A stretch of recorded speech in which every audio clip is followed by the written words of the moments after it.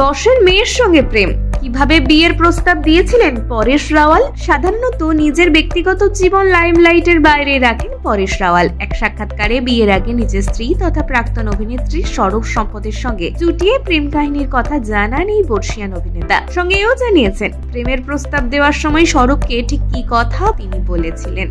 বাবু রাওয়ের কথা থেকেই জানা গেল প্রথম দেখাতেই স্বরূপকে তার ভালো লেগে গেছিল, এতটাই যে তিনি মনে মনে ঠিক করে নিয়েছিলেন বিয়ে করলে এই নারীকেই তিনি ছাদনাতলায় বসাবেন। মনের সে কথা বলেছিলেন প্রিয় বন্ধুকে, যেমন কথা তেমনই কাজ। প্রায় 12 বছর চুটিয়ে প্রেম করার পর 1987 সালে 7 পাকে বাঁধা পড়েছিলেন স্বরূপ পরেশ। উল্লেখ্য 1979 সালে মিস ইন্ডিয়ার মুকুটও শোভা পেয়েছিল স্বরূপের মাথায়। বলিউড বাবলকে দেওয়া এই সাক্ষাৎকারে পরেশ বলেন, স্বরূপকে প্রথমবার দেখার মনে মনে ঠিক করে নিয়েছিলাম বিয়ে করলে ওকেই করব। বন্ধু মহেশ যোশীকে সে কথা বলা মাত্রই বেচারা চমকে উঠেছিল। অবাক হয়ে আমাকে জবাব দিয়েছিল, তুই যে সংস্থায় চাকরি করিস সেখানকার মালিকের মেয়ে স্বরূপ। শুনে জোর গলায় বলেছিলাম, আরে ও যারই মেয়ে হোক, বোন হোক, মা হোক, বিয়ে তো আমি ওকেই করব। সামান্য থেমে বর্ষিয়ান বলি অভিনেতার সংযোজন। এরপর স্বরূপের সঙ্গে পরিচয় হওয়ার মাস 2-3 পর সরাসরি ওকে